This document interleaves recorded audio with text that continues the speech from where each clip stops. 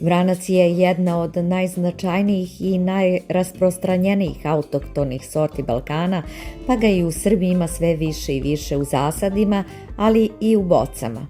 Amanet iz vinare Aleksić, koji odležava 15 meseci u Bari Guradima, stiže sa juga naše zemlje i nosi sa sobom podjednako zanimljivu priču o tome kako je dobio svoje ime, kao i arome koje će vas dočekati nakon dekantiranja. Vranac, balkanska sorta, ovih dana je u fokusu, posebno zbog toga što je proslavljen i Dan vranca, a evo mi imamo priliku i povod da ovog puta pričamo o amanetu.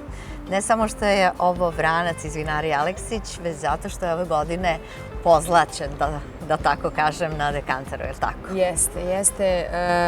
Dan vranca, to je u stvari svetski dan vranca koji se obeležava 5. oktobra, je odličan povod da se prisjetimo. Ovo je amanet iz 2019. koji je dobio zlato na ovogodišnjem dekanteru.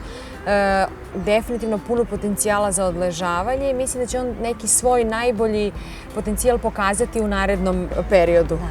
Da, evo, amanet. Zašto amanet iz vinarije Aleksić?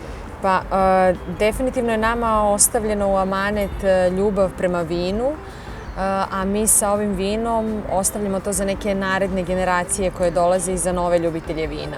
Vranac je balkanska sorta, ima rasprostranjene na cijelom Balkanu kod nas i u svim okolnim državama i definitivno nešto što zavređuje pažnje. Drago mi je da je dobila neki poseban dan kada se obeležava, jer to se poklapa sa našim nazivom amanet, da definitivno ostaje za neke nove generacije koje dolaze da pamte. Da li se vranac dopada samo muškarcima ili i ženama? Jedanput nedavno je u stvari neko rekao da je pogrešna pretpostavka i mišljenje da žene vole bela vina, nego je obrnuto.